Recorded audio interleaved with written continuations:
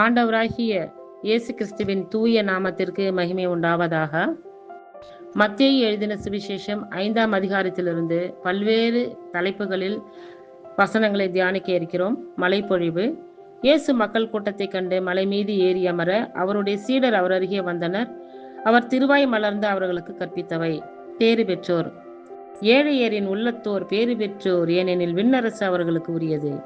துயர் உருவோர் பேறு பெற்றோர், ஏனெனில் அவர்கள் ஆறுதல் பெறுவார்கள். கனிவுடையோர் பேறு பெற்றோர், ஏனெனில் அவர்கள் நாட்டை உரிமை சொத்தாக்கிக் கொள்வார்கள். நீதியின் பால் பசிதாகம் கொண்டோர் பேறு பெற்றோர், ஏனெனில் அவர்கள் நிறைவு பெறுவார்கள். இரக்கமுடையோர் பேறு பெற்றோர், ஏனெனில் அவர்கள் இரக்கம் பெறுவார்கள். தூய்மையான உள்ளத்தோர் பேறு பெற்றோர், ஏனெனில் அவர்கள் கடவுளை காண்பார்கள். அமைதி ஏற்படுத்துவோர் பேறு பெற்றோர், ஏனெனில் அவர்கள் கடவுளின் மக்கள் என அழைக்கப்படுவார்கள்.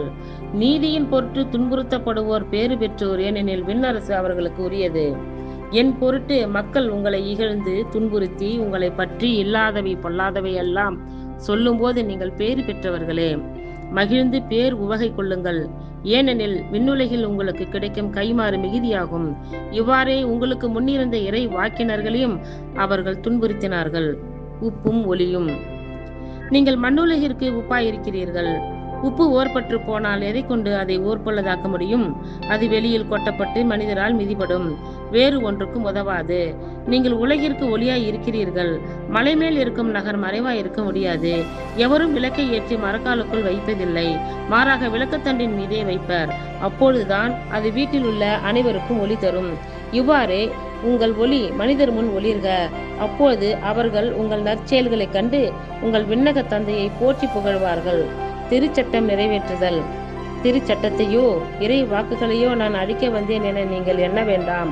அவற்றை அழிப்பதற்கென்று நிறைவேற்றுவதற்கே வந்தேன்.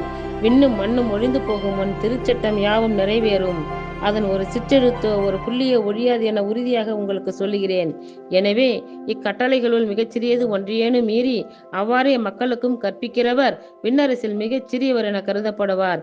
இவை அனைத்தையும் கடைபிடித்து கற்பிக்கிறவரோ விண்ணரசில் பெரியவர் என கருதப்படுவார்.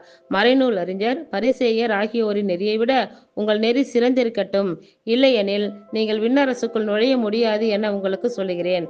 சினங்கொள்ளுதல். கொலை செய்யாதே. கொலை செய்கிறவர் எவரும் தண்டனை தீர்ப்புக்கு ஆளாவார் என்று முற்காலத்தவருக்கு கூறப்பட்டிருப்பதை கேள்விப்பட்டிருக்கிறீர்கள்.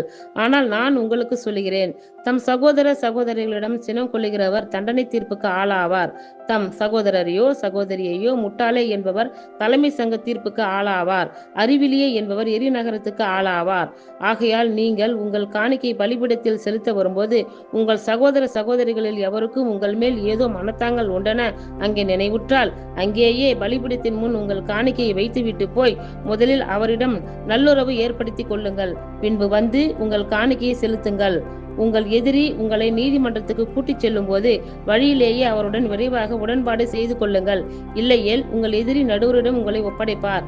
நடுவர் காவலரிடம் ஒப்படைக்க நீங்கள் சிறையில் அடைக்கப்படுவீர்கள். கடைசி காசு வரை திருப்பி செலுத்தாமல் அங்கிருந்து வெளியேற மாட்டீர்கள் என உறுதியாக உங்களுக்கு சொல்கிறேன். விபச்சாரம். விபச்சாரம் செய்யாதே என கூறப்பட்டிருப்பதை கேள்விப்பட்டிருக்கிறீர்கள். ஆனால் நான் உங்களுக்கு சொல்லுகிறேன், ஒரு பெண்ணை இச்சையுடன் நோக்கும் எவரும் தம் உள்ளத்தில் ஏற்கனவே அப்பெண்ணோடு விபச்சாரம் செய்தாயிற்று. உங்கள் வலக்கண் உங்களை பாவத்தில் விழச் செய்தால் அதை பிடுங்கி எறிந்து விடுங்கள். உங்கள் உடல் முழுவதும் நரகத்தில் எரியப்படுவதை விட உங்கள் உறுப்புகளில் ஒன்றை நீங்கள் இழப்பதே நல்லது. உங்கள் வலக்கை உங்களை பாவத்தில் விழச் செய்தால் அதையும் உங்களிடமிருந்து வெட்டி எறிந்து விடுங்கள்.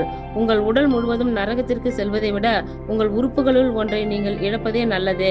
தன் மனைவி விலக்கி விடுகிறவன் எவனும் அவளுக்கு மனமுறிவு சீட்டி கொடுக்கட்டும் என கூறப்பட்டிருக்கிறது.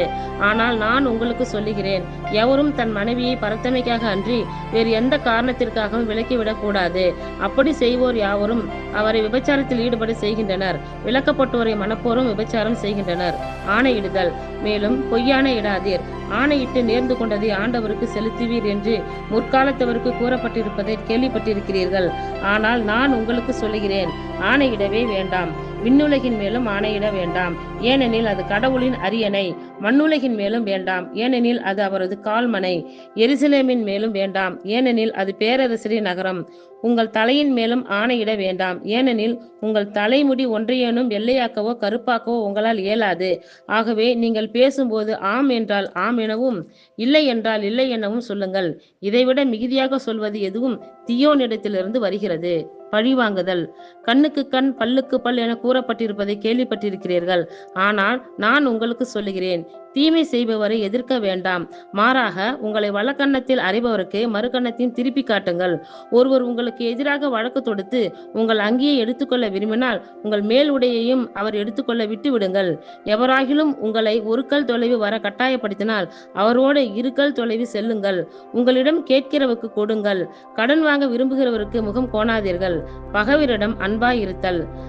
உனக்கு அடுத்திருப்பவரிடம் அன்பு கூறுவாயாக, பகைவரிடம் வெறுப்பு கொள்வாயாக என கூறியிருப்பதை கேட்டிருப்பீர்கள்.